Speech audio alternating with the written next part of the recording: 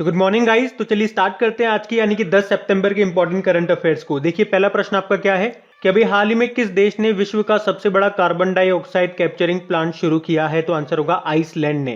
तो सीधे हवा से कार्बन डाइऑक्साइड को अवशोषित करने वाला यानी कि उसे कैप्चर करने वाला और इसे खनिज के लिए भूमि के नीचे जमा करने वाला विश्व का सबसे बड़ा प्लांट ये आइसलैंड में शुरू हुआ है। इस प्लांट का नाम रखा है आर्का प्लांट। आर्का का मतलब होता है ऊर्जा और इसे क्लाइमवर्क्स एजी नाम के स्टार्टअप ने बनाया है। ये जो प्लांट है ये हर साल 4000 टन कार्बन डाइऑक्साइड को हवा से बाहर निकाल सकता है। इतना इसका कैपेसिटी बताया गया है। आपको याद होगा कल हमने एक प्रश्न पढ़ा था, भारत का सबसे ऊंचा एयर प्यूरिफायर ये कहां पे लगाया गया? बताओ। चंडीगढ़ में लगाया गया। अगर मैं आपसे पूछूं कि प्लास्टिक समझौते को शुरू करने वाला पहला एशियाई देश कौन सा बना था, तो आंसर क्या होगा इसका? भारत होगा। और अगर मैं आपसे पूछूं कि अभी किस देश की कंपनी ने कोयले का इस्तेमाल किए बिना दुनिया की पहली स्टील बनाई थी, तो बताओ आंसर क्या होगा? स्वीडन। और अभी आपको बताया ना दुनिया का सबसे बड़ा और सबसे ऊंचा ऑब्जर्वेशन व्हील खोला गया कहां पे? यूनाइटेड अरब अमीरात में। यहां पे बात आइसलैंड की है तो ये रहा मैप में आइसलैंड। देखो इसकी कैपिटल रिकविक है, करेंसी है आइसलैंडिक क्रोन और प्रधानमंत्री है कैटरेन। याद रखना ये प्रश्न इंपॉर्टेंट है। बढ़ते हैं आगे। फिर बताइए सैन्य विमान बनाने वाली पहली भारतीय कंपनी कौन सी बनेगी? तो आंसर होगा टाटा कंपनी। तो ये पहली बार है जब मिलिट्री एविएशन से जुड़ा कोई भी कॉन्ट्रैक्ट किसी प्राइवेट कंपनी को दिया गया हो। तो अभी सुरक्षा संबंधी कैबिनेट समिति ने भारतीय वायुसेना के लिए 56 C-295 MW परिवहन विमानों की खरीद को मंजूरी दे दी है, जिनमें से 40 विमान भारत में ही टाटा समूह बनाएगा, जबकि बचे हुए जो 16 विमान हैं वो हम स्पेन से खरीदेंगे सीधे। और ये अपनी तरह की पहली परियोजना है जिसमें एक प्राइवेट कंपनी भारत में सैन्य विमान बनाएगी, टाटा कंपनी बनाएगी। और इससे भारत सरकार के आत्मनिर्भर भारत अभियान को बढ़ावा मिलेगा। देखो टाटा का नाम आते ही आपको जमशेदजी टाटा का नाम याद आ रहना चाहिए, क्योंकि सदी के टॉप 50 दानदाताओं की सूची में जमशेदजी टाटा ये टॉप पे रहे थे। और अगर भारत में मार्केट कैप यानी कि बाजार पूंजीकरण के हिसाब से बात करेंगे तो जो टीसीएस है वो दूसरे नंबर पे आती है।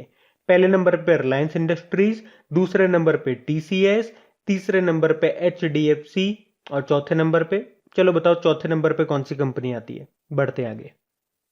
फिर बताइए अभी हाल ही में जारी पुस्तक गीता गोविंदा जय देवा डिवाइन ओडिसी, इस बुक को किसने लिखा है? तो आंसर होगा उत्पल बनर्जी ने।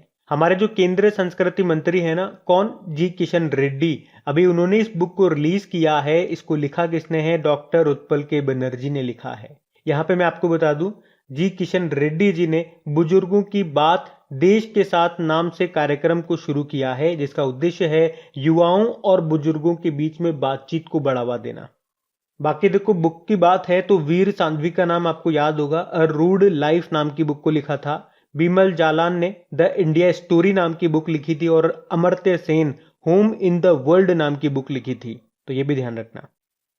फिर बताइए अभी हाल ही में किसने प्राण नाम से एक पोर्टल को लॉन्च किया? तो आंसर होगा भूपेंद्र यादव ने। कौन है भूपेंद्र यादव? हमारे केंद्रीय पर्यावरण मंत्री हैं भूपेंद्र यादव। इन्होंने अभी देश भर के 132 शहरों में ये प्राण नाम से एक पोर्टल को लॉन्च किया है। तो इस पोर्टल का यूज राष्ट्रीय स्वच्छ वायु कार्यक्रम यानी कि नेशनल क्लीन एयर प्रोग्राम की प्रगति को ट्रैक करने के लिए किया जाएगा। यहाँ पे प्राण की फुल फॉर्म होती है portal for regulation of air pollution in non attainment cities. अच्छा भी आपको याद होगा 7 सितंबर को हमने एक डे मनाया था, international day of clean air for blue skies. उसकी थीम बता सकते हो आप? तो याद रखना उसकी theme healthy air healthy planet थी। अच्छा देखो ये पोर्टल वाला प्रश्न है। पोर्टल से जो एप्लीकेशंस होती है, पोर्टल्स हो गए, वहां से प्रश्न बनते हैं आपके एग्जाम में। कुछ हम रिवाइज करते हैं। अभी हमारे जो खेल मंत्री हैं अनुराग ठाकुर, उन्होंने फिट इंडिया मोबाइल एप्लीकेशन को लॉन्च किया था। सुपेस पोर्टल अभी न्यूज में था, एग्जाम में भी पूछा गया था। सुप्रीम कोर्ट ने इसको लॉन्च किया था।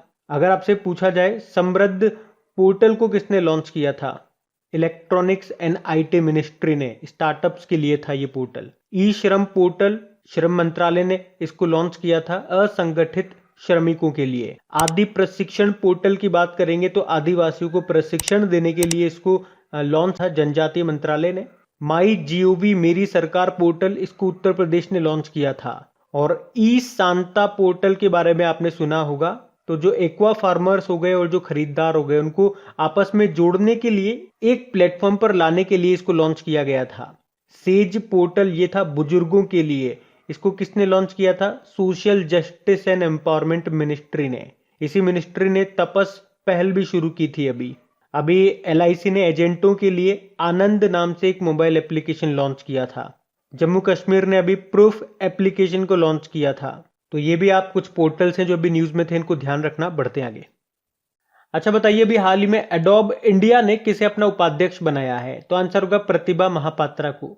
तो सॉफ्टवेयर कंपनी है एडोब और इसने IBM की पूर्व कार्यकारी प्रतिभा महापात्रा को भारत में अपना उपाध्यक्ष और मैनेजिंग डायरेक्टर नियुक्त किया है। यानी कि अब ये एडोब इंडिया की वाइस प्रेसिडेंट और मैनेजिंग डायरेक्टर बन गई है और इस पद पर आने वाली ये पहली महिला है। क्या नाम है? प्रतिभा महापात्रा। बाकी JB महापात्रा की बात करेंगे तो CBDT के अध्यक्ष हैं। देखो नाम मिलता जुलता है, इसलिए मैंने ऑप्शन में भी मिलता जुलता नाम रखा है ताकि आप कंफ्यूज होने से बच सको। लेकिन इसको आज ध्यान से सुन लेना, मैं आगे जाकर के ये प्रश्न आपसे पूछूंगा, आपको कंफ्यूज करूंगा।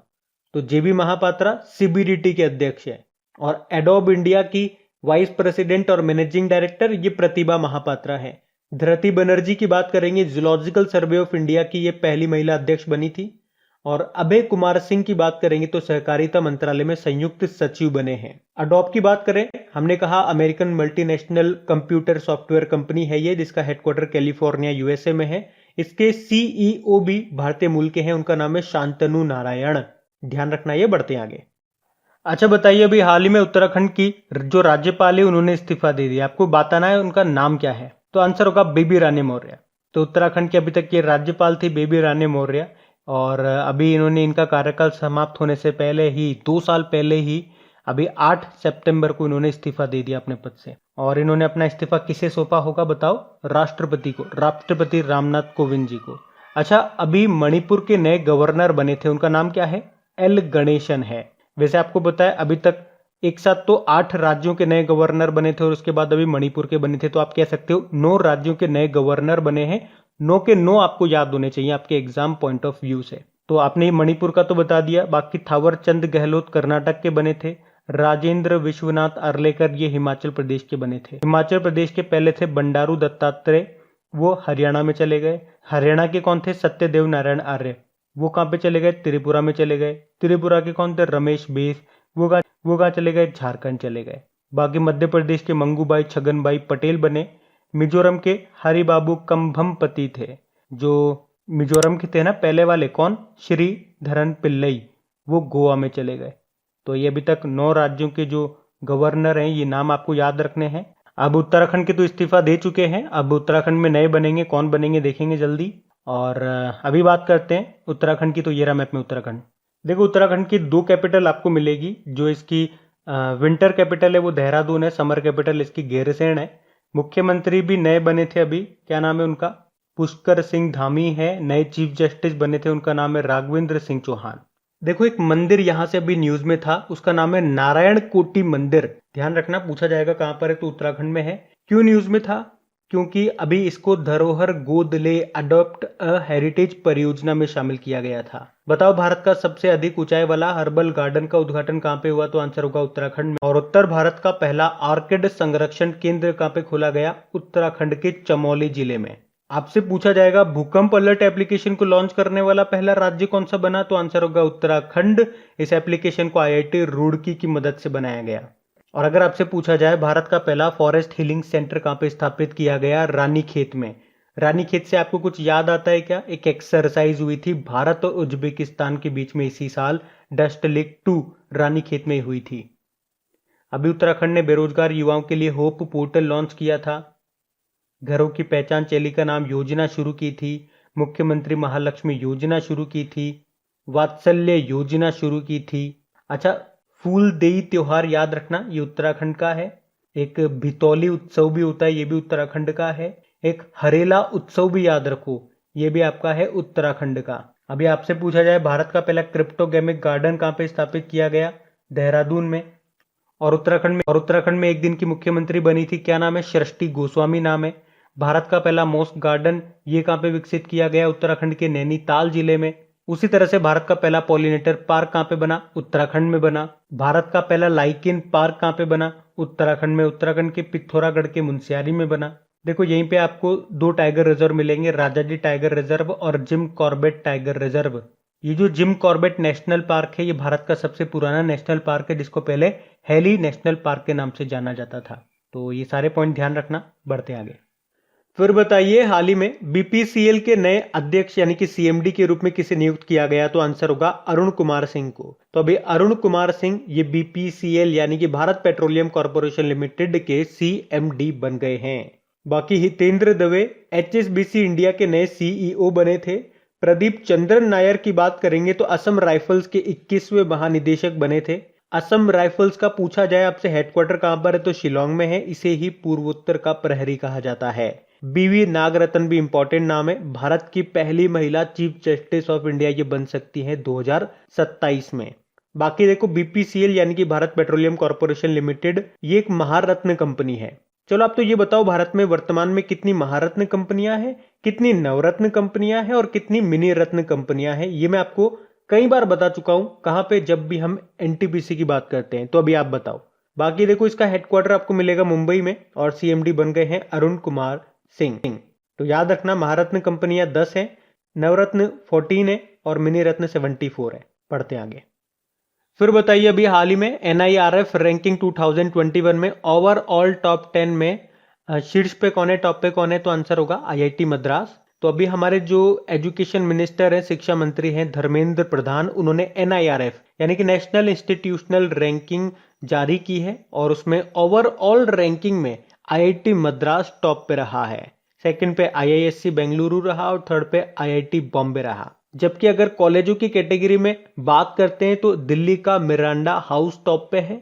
सेकंड नंबर पे दिल्ली का श्रीराम कॉलेज ऑफ वुमेन है। बाकी प्रश्न में जो हम पढ़ रहे हैं वो ओवरऑल रैंकिंग के हिसाब से है। आईआईटी मद्रास टॉप पे। कॉलेजों की रैंकिंग में बात करेंगे तो दिल्ली का मिरांडा हाउस टॉप पे है। ये आपको ध्यान रखना है। बढ़ते आगे। फिर बताइए, अभी हाल ही में उज्जीवन स्मॉल फाइनेंस बैंक ने किसे अपना सीईओ बनाया है? तो आंसर होगा संजीव बरनवाल को। तो अभी उज्जीवन स्मॉल फाइनेंस बैंक ने संजीव बरनवाल को सीईओ के रूप में नियुक्त किया है। कुछ समय पहले आपने पढ़ा होगा इसके सीईओ थे नितिन चुग, जिन्होंने अपने पद से इस्तीफा दे दिया था। अब ये बन गए हैं, इनका नाम ध्यान रखना है Sanjeev Barnwal, Ujjivan small finance bank के सीईओ। बाकी हर्ष भूपेंद्र बंगाली की बात करेंगे, कल ही पढ़ा इनके बारे में। एक्सिम बैंक के ये मैनेजिंग डायरेक्टर बने। एक्सिम बैंक मतलब export import bank of India. Satish Parekh की बात करेंगे तो इंटरनेशनल रोड फेडरेशन इंडिया के ये अध्यक्ष बने थे। और संजय अरोड़ा आईटीबीपी के डायरेक्टर जनरल बने। चलिए एक प्रश्न आपके लिए यहाँ पे, बीएसएफ के अभी नए डायरेक्टर जनरल बने थे, उनका नाम आपको बताना है कमेंट बॉक्स में। बाकी उज्जीवन स्मॉल फाइनेंस बैंक, इसकी स्थापना होती है 2017 में और इसका हेडक्वार्टर मिलेगा आपको बेंगलुरु में। बाकी एमडी सीईओ तो यही बन गए, संजीव बरनवाल। बढ़ते आगे। फिर बताइए, हाल ही में किस राज्य सरकार ने वतन प्रेम योजना शुरू की है? तो आंसर होगा गुजरात। तो अभी गुजरात सरकार ने दिसंबर 2022 तक गैर आवासीय गुजरातियों के साथ मिलकर के 1000 करोड़ रुपए की जन कल्याण योजनाओं को शुरू करने की घोषणा की है। तो ये जो योजना होगी इसमें राज्य सरकार का तो 40% योगदान रहेगा और आम जनता का 60% योगदान रहेगा और इसी के साथ इन योजनाओं को शुरू किया जाएगा। मतलब 60% तो आप दोगे और 40% सरकार देगी। यही है वतन प्रेम योजना। वतन से प्रेम करते हो तो इन योजनाओं के लिए दान करो। तो ओवरऑल इसका उद्देश्य क्या है इन योजनाओं को शुरू करने का? ग्रामीण क्षेत्रों को आत्मनिर्भर बनाना। चलो यहीं से एक मिलता जुलता एक प्रश्न मैं आपसे पूछूंगा। आप बताओ, मेरा वतन मेरा चमन कार्यक्रम, इसका आयोजन किसने किया था? तो ध्यान रखना, इसको शुरू किया था या इसका आयोजन किया था social justice and empowerment ministry ने, जिसके मंत्री हैं वीरेंद्र कुमार। तो बेसिकली था क्या, इसको नई दिल्ली में शुरू किया गया था, कविताएं वगैरह मुशायरे वगैरह हुए थे यहाँ पे। तो ये था ये। तो वतन से मुझे याद आया तो मैंने आपको बता दिया, ध्यान रखना। लेकिन यहाँ तो बात गुजरात की है, तो ये रहा मैप में गुजरात। देखो इसकी कैपिटल गांधीनगर है। गांधीनगर तो निर्वाचन क्षेत्र है अमित शाह का, जो कि गृह मंत्री भी है और सहकारिता मंत्री भी है। मुख्यमंत्री विजय रूपाणी है, गवर्नर है आचार्य देवव्रत। अभी आपको याद होगा गुजरात के कुनरिया गांव में बालिका पंचायत का आयोजन हुआ था। उसके अलावा गुजरात हाईकोर्ट सभी अदालती कार्रवाइयों का यूट्यूब पर सीधा प्रसारण करने वाला ये पहला हाईकोर्ट बना था। और अगर आपसे पूछा जाए ई लोक अदालत, इसको शुरू किया किसने सबसे पहले? छत्तीसगढ़ ने। गुजरात ने अभी ई नगर मोबाइल एप्लीकेशन को भी लॉन्च किया था। और सबसे इंपॉर्टेंट पॉइंट, पहले तो ये बताओ गुजरात के कितने स्थल यूनेस्को की विश्व धरोहर सूची में शामिल हैं? तो 4 हो गए। अभी चौथा बना था, कौन सा? धोलावीरा। ये एक हड़प्पा सभ्यता का स्थल है और इस तरह से ये देश का 40वां विश्व धरोहर स्थल बना है और इसका स्थानीय नाम क्या है? कोटड़ा द टिम्बा। इसके अलावा भारत का 39 नंबर का विश्व धरोहर स्थल कौन सा बना? तो ये एक मंदिर था, रामप्पा मंदिर। ये आपको मिलेगा तेलंगाना में। और अगर आपसे पूछा जाए भारत का पहला समुद्री मध्यस्थता केंद्र ये कहाँ पे बनेगा? ये गांधीनगर में बनेगा। उसके अलावा बताओ देश की पहली इलेक्ट्रिक व्हीकल सिटी कौन सी होगी? गुजरात की केवड़िया। और दुनिया का पहला सीएनजी टर्मिनल ये कहाँ पे स्थापित किया जाएगा? गुजरात के भावनगर में। अच्छा बताओ भारत का सबसे बड़ा मल्टी मॉडल लॉजिस्टिक पार्क कहाँ पे बनेगा? अहमदाबाद में। और आपको बताइए दुनिया का सबसे बड़ा क्रिकेट स्टेडियम ये अहमदाबाद शहर में आपको मिलेगा। जो पहले मोटेरा स्टेडियम था अभी नरेंद्र मोदी स्टेडियम नाम हो गया। और एक इंपॉर्टेंट मंदिर याद रखो, सोमनाथ मंदिर, ये आपको गुजरात में मिलेगा। इसके जो ट्रस्ट है उसके अध्यक्ष प्रधानमंत्री नरेंद्र मोदी बने हैं और इस तरह से इस पद को संभालने वाले ये दूसरे प्रधानमंत्री हैं अब तक के। पहले थे मोरारजी देसाई। अभी ड्रैगन फ्रूट का नाम बदल दिया था गुजरात ने और क्या कर दिया था? बदल कर कमलम कर दिया था। याद रखना भारत का पहला समुद्री संग्रहालय ये स्थापित किया गया है गुजरात के लोथल में। और भारत का पहला डायनासोर पार्क व म्यूजियम ये गुजरात में महिसागर जिले में स्थापित किया गया। तो कम से कम इतने पॉइंट आप ध्यान रखना, बढ़ते हैं आगे। अच्छा बताइए द मॉर्निंग कंसल्ट के अनुसार दुनिया के सबसे लोकप्रिय नेता कौन बने हैं? तो आंसर होगा Narendra Modi. The morning consult इसने अभी एक सर्वे किया और उसके अनुसार प्रधानमंत्री नरेंद्र मोदी विश्व के नेताओं को पीछे छोड़ते हुए टॉप पर पहुंच गए हैं। तो प्रधानमंत्री नरेंद्र मोदी 70% अप्रूवल रेटिंग के साथ टॉप पर पहुंच गए। सेकेंड नंबर पे मैक्सिको के प्रेसिडेंट लोपेज एब्राडोर हैं। थर्ड नंबर पे इटली के प्रधानमंत्री मारियो द्राघी हैं। ध्यान रखना ये, बढ़ते हैं आगे। फिर बताइए अभी हाल ही में शिक्षा को हमले से बचाने के लिए अंतर्राष्ट्रीय दिवस कब मनाया जा रहा है? तो आंसर होगा 9 सितंबर को। तो वर्ष 2020 से 9 सितंबर को पूरी दुनिया में शिक्षा को हमले से बचाने के लिए अंतर्राष्ट्रीय दिवस यानी कि international day to protect education from attack इसके रूप में मनाया जा रहा है। तो इस दिन को मनाने का उद्देश्य क्या है? छात्रों और शिक्षकों के लिए सुरक्षा और सुरक्षा के स्थानों के रूप में स्कूलों की सुरक्षा के महत्व के बारे में जागरूकता बढ़ाना। और देखो डे वाला क्वेश्चन है तो आपको याद होगा सितंबर का पहला सप्ताह हमने राष्ट्रीय पोषण सप्ताह के रूप में मनाया और 2 सितंबर को हमने विश्व नारियल दिवस के रूप में मनाया। 4 सितंबर को अंतर्राष्ट्रीय गिद्ध जागरूकता दिवस मनाया जो कि सितंबर के पहले शनिवार को मनाया जाता है। इस बार तो ये 4 सितंबर को ही आया। और 5 सितंबर को टीचर डे भी मनाते हैं और अंतर्राष्ट्रीय चैरिटी दिवस भी होता है। 7 सितंबर को international day of clean air for blue skies के रूप में मनाया। 8 सितंबर को अंतर्राष्ट्रीय साक्षरता दिवस के रूप में हमने मनाया था। तो अब बात करेंगे कल के वीडियो में पूछे गए प्रश्न के उत्तर की। तो कल के वीडियो में आपसे क्या पूछा था कि जैव ईंटों से बनी भारत की पहली इमारत का उद्घाटन अभी किस आईआईटी में किया गया? तो आंसर होगा आईआईटी हैदराबाद में। आप सभी ने प्रश्न का बिल्कुल सही उत्तर दिया है। और गाइज अगर सेशन अच्छा लगा हो तो इसे अपने दोस्तों के साथ में प्लीज एक बार शेयर जरूर कर देना। जो भी आपका स्टडी ग्रुप हो गया वहां पे एक बार शेयर जरूर करना। और अगर आपने अभी तक इसको लाइक नहीं किया तो लाइक जरूर करना। अब इन सभी क्वेश्चंस का प्रैक्टिस कर लीजिए अच्छे से। इसकी क्विज बना करके आपकी क्रिक एग्जाम एप्लीकेशन पे अपलोड कर दी गई है। और आपके लिए इन सभी क्वेश्चंस का मैंने एक छोटा सा ऑडियो भी रिवीजन बना दिया है। अगर आप इसका रिवीजन करना चाहते हैं ऑडियो के माध्यम से तो मेरी ही वॉइस में आप इसका ऑडियो रिवीजन भी कर सकते हैं। उसका लिंक भी आपको नीचे डिस्क्रिप्शन में मिल जाएगा ऑडियो रिवीजन करके। Thank you guys.